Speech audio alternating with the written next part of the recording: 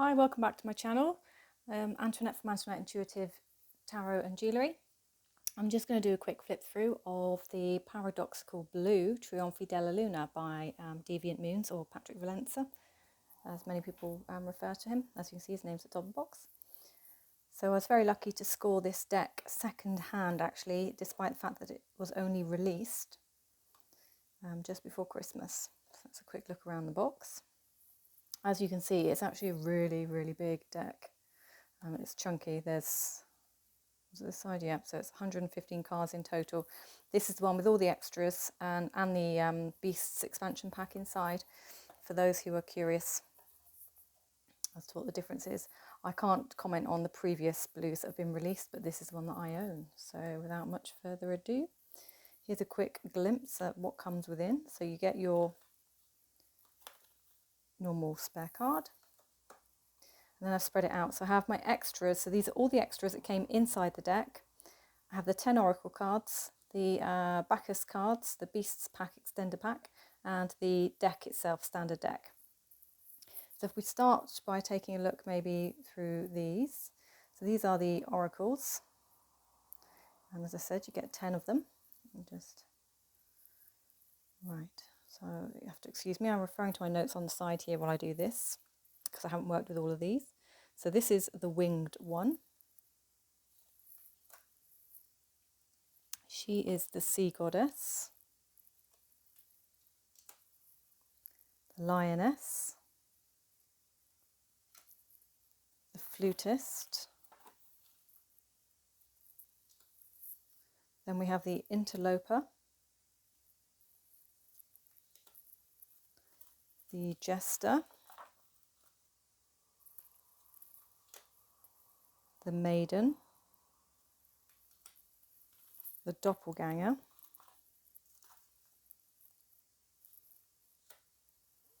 naughty demons, and this one, number 10, is the bluebirds. I think this is actually my favourite. I just like all the little words on there and the peacefulness with that card. So those are the 10 oracles. You can put these into the deck. I have done so with my standard TDL and my Rose edition, just so that I can get used to working with them basically, and also so I can see what comes with them. So if we talk about some of the alternative cards, I don't have all the information on these, so bear with, because you get 5 now. So as you can see, we have the House of God and the Lightning card are the same numbers, which are the tower replacements. So you've got 2 to replace the tower that you can choose from there. Or, as some people have said, they put the whole lot into the deck and shuffle with the whole lot and see what comes out. And if they get duplicates, they're happy with that to reinforce the message. So this one is card number 5, and it is Bacchus. He is an alternative Triumphi card, and basically he is kind of like that person of excess, you know, there's a lot of abundance and ecstasy in here, and he replaces the traditional Hierophant card. So if you don't gel with the Hierophant, this is the option that you can put into the card for you. And as you can see, this is really like somebody who's abundant, using the universe and celebrating all that they have. Although if you ask me, he looks a little bit greedy. But yeah, so that's what the Bacchus card is. That's number 5. We have the Devil card. You know, it is what it says on the tin, you know. Just to replace those 2 versions of the Devil. I actually think I prefer the one that's in the deck, so that one, or this one, will just stay in the box. So the House of God, for those who aren't familiar with why this is actually from, I believe, a very traditional, old style, kind of Marseille-esque decks. This would have been seen in some of those, so it's not completely out there card. The lightning card, again, replacing the tower, so it's still got the bolt of lightning, we've still got the destruction that comes, and the terror and everything else that happens with it, but maybe not quite so life-changing as perhaps the tower might be, so depending on how you resonate with those. We have this star. The one in the deck is the one of the astronomer with the telescope looking out at the stars, which I actually really like, and I'll probably keep him in there. And he is a traditional astronomer. He's an old style, so I prefer him. So I'm going to keep her in the box. And the judgment cards. So this is the alternative judgment, and oh, have I put the other judgment in? I think I might have swapped out for the judgment. Let's just see, where are we? Right, so that's the tower card that I've kept. There. So that's, sorry, this is the alternative judgment card, which I've put into the deck. So this is the mouth of hell opens wide to ingest the souls of the evildoers. I don't necessarily need to use it with that particular meaning, but I just happen to like that card. So that one's gone into the deck, and I've taken this one out because this is the standard judgment card. Right. Thank you for bearing with me there. So if we were to look at, so this is the Beasts pack, the expansion pack that's been talked about since, was it September? I think it came out on pre-order. And I printed off some information, so I'll just read the information that goes with this pack for you. The creation of this pack is based on an early European animal tarots from the 19th century. The decks were particularly found around Belgium in that time. Okay, each creature in this deck has its own personality and traits, which you can then blend into any tarot reading for greater situational clarity. Again, I've spoken to people about these cards. They mix them into the deck and shuffle the whole deck up and use them as kind of energy of a person. What's going to be the best way of doing this? So if we do it this way, and I will try and read out the names so you'll hear me shuffling. So this is the Harlequin. Obviously, it's a happy, carefree person. I'm going to call this the Eulo. So this is somebody who's new to a situation. This is the Zalopapus, a skillful person. Somebody who kind of knows what to do in a situation. You might ask them for advice. Here we have a Zelen, who is disingenuous and usually a little bit deceitful. Probably like a fake friend type person. The Luma is a little bit of a brute, okay, so very powerful. They kind of take what they want. As you can see, he's just taken the fish and he's eating it without any regard for anyone else. Kind of takes, ignores your feelings. I'm going to call this the Kajat, who is classed as a defeated personality. So it's kind of someone who self-pities a lot or can't get out of that self-pity mode. The Mon Scroll is a little bit aggressive and hostile. I think we all probably know somebody like that.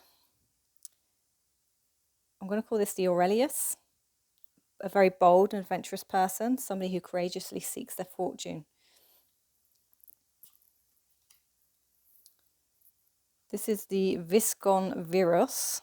So going by the face there, I think you can tell by the big mouth. This is somebody that may be a little bit temperamental, a little bit of a nag or a gossip. Maybe they swear a lot as well. So the Grendel is a sure-footed personality. So this is a very gentle soul, this one. So you see they're taking gentle steps forwards.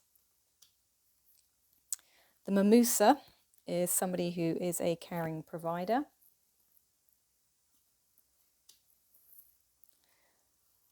The Galagufus is somebody who's a little bit slippery, okay? They only probably tell half-truths. They're not sure what they want to tell you. They're maybe prone to pretending as well, so just watch out for those. Solifria is somebody who's just a really evil personality, okay? So somebody horrible, nasty person, somebody that comes in a kind of, well, no, actually they don't. So somebody who just doesn't disguise who they are, they are what they are kind of thing, but in the same breath, somebody that you really don't want to be around, maybe slightly toxic. So the Wharton, I love this little person. This is somebody who manages a delicate situation. They're able to tolerate extreme conditions too. And they're able to come at the world from an uncommon perspective. Here we have the Xenilius, someone willing to take a chance and go out on a limb for their convictions.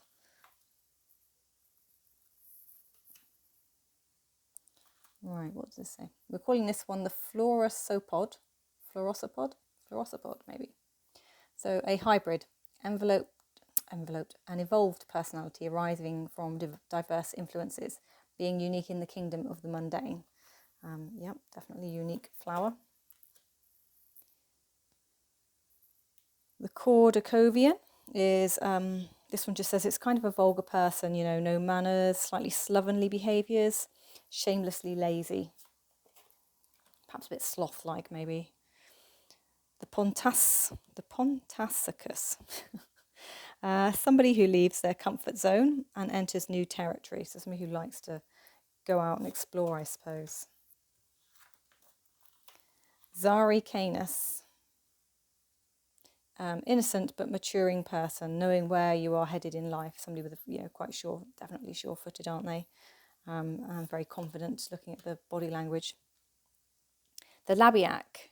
This is somebody with multiple personas. There's 3 heads there, showing a different side of yourself depending on your company. Yep. I know quite a few people who do that, depending on their circle. So the Zaffron Omegazon, this is the last one. This is having tremendous power and authority, ferociously passionate leader, being at the top of your domain, so king of the castle. There we go. That's the expansion beasts pack. Sorry about my mess ups on the pronunciations. I am not the best. Okay, so as we move into the actual cards.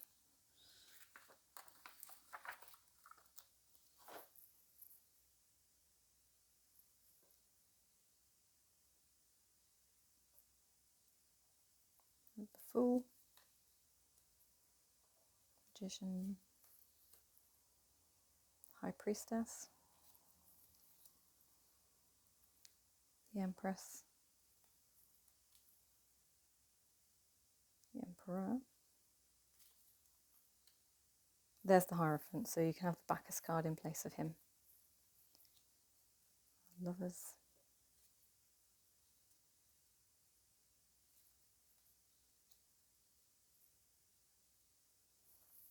So these are swapped around. I think I've mentioned this before, as per traditional Marseille style decks. Instead of the strength being at number 8, you got justice, and strength goes in at number 11 instead. Wheel of Fortune, and there is your strength card at card 11. Hanged Man.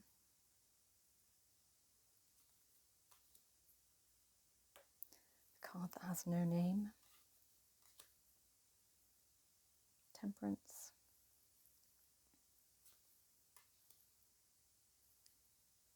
So this is the Devil card that I prefer, and it's one that I've kept in the deck. As I've said, I've kept that Tower. Here's the star that I prefer, the Astronomer. Moon.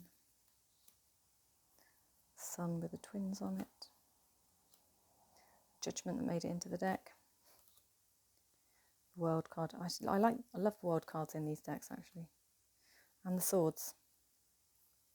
That's a really pretty card.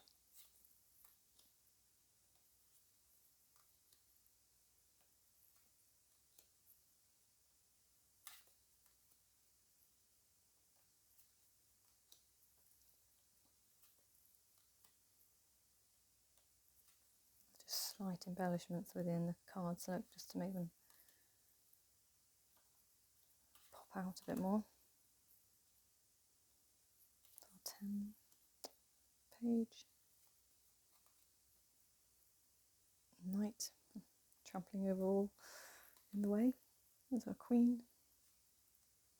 She looks a bit forlorn in this one, I think. Forlorn even. King of Swords. Definitely my favourite in the cups.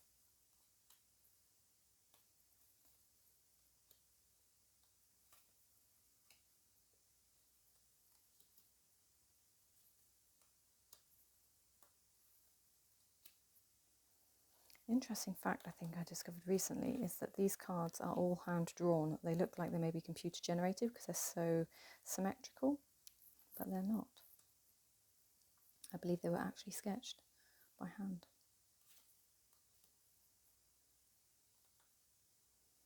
There's that champagne celebration stack that you get at weddings.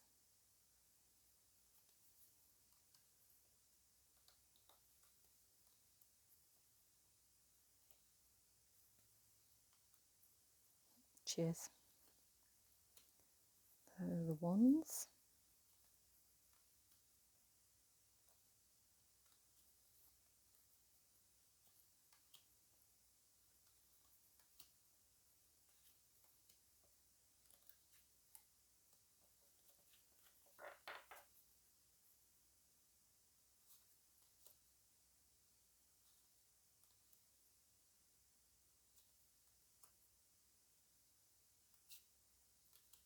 I don't know if you've picked up, there's a subtle colour change down the edges for each element.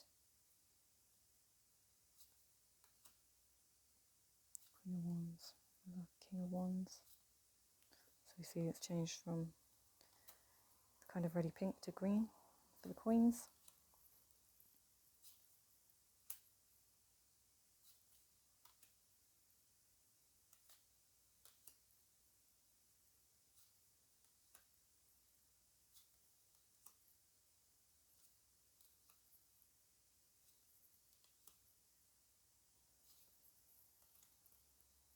Let me know in comments what you would do if you had these cards. Would you mix the whole deck up? Would you separate them out?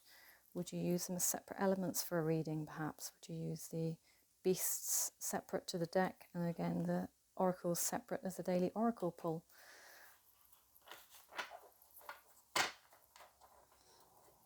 Because I have to admit that's a really big deck on its own before you even combine the rest. It's too much for me to shovel. Right, like and subscribe this if you've enjoyed having a little look through this set of cards. Any comments? How are you using them and what's your favourite card in the expansion packs as we've been using them? I would love to hear from you in comments and I'll see you again. Take care. Bye-bye.